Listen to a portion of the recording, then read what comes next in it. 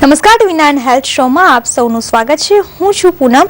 મને ખબર છે કે હાલ તમે સૌ કોઈ અસહ્ય ગરમીથી પીડાઈ રહ્યા છો।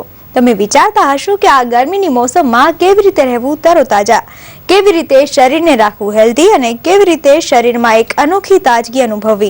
તો થઈ જાઓ તૈયાર, આજે લાઇફલાઇનમાં ચર્ચા કરીશું આ ગરમીની મોસમમાં કેવી રીતે રહેશો તરોતાજા, આ માટે શું ખાશો અને કઈ કઈ બાબતોનું વિશેષ ધ્યાન રાખશો તેની માહિતી પણ મેળવીશું અમારા સ્પેશિયલ શો લાઇફલાઇનમાં।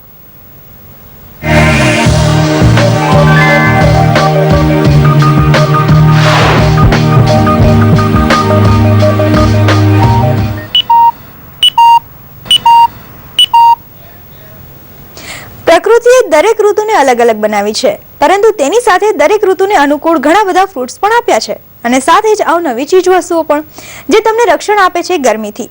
તો ગરમીની આ ઋતુમાં શું ખાશો, કેવા કપડાં પહેરશો કે જેથી તમે અનુભવો એક અનોખી તાજગી, તે જાણીશું અમારા આ હેલ્થ રિપોર્ટમાં।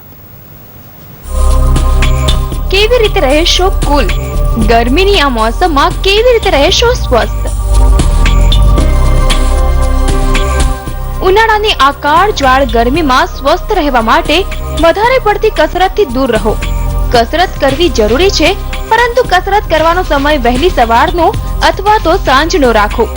વધારે પડતી ગરમીમાં કસરત કરવાથી શરીરમાં પાણીની ઉણપ સર્જાવાનો ભય રહે છે। પાણીની ઉણપને સત્વરે દૂર કરવી જરૂરી છે, માટે ગરમીમાં સ્વસ્થ રહેવા માટે બને તેટલું વધુ પાણી પીવો।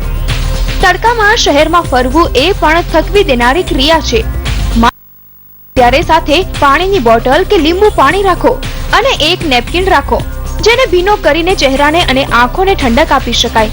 આમ કરવાથી શરીરને તાજગીનો અનુભવ થાય છે। ગરમીની આ ઋતુમાં શરીરને શક્તિ જાળવવી ખૂબ જ જરૂરી છે, માટે યોગના શિક્ષક છતાં સૂઈને કસરતો કરવા પર ભાર મૂકે છે। આ સ્થિતિમાં સૂઈને કસરત કરવાથી શરીર ઠંડુ રહે છે। ઉપરાંત હળવા સુતરાઉ વસ્ત્રો પહેરો, આરામદાયક પગરખા પહેરવા, સિન્થેટિક કપડાના વસ્ત્રો ટાળો।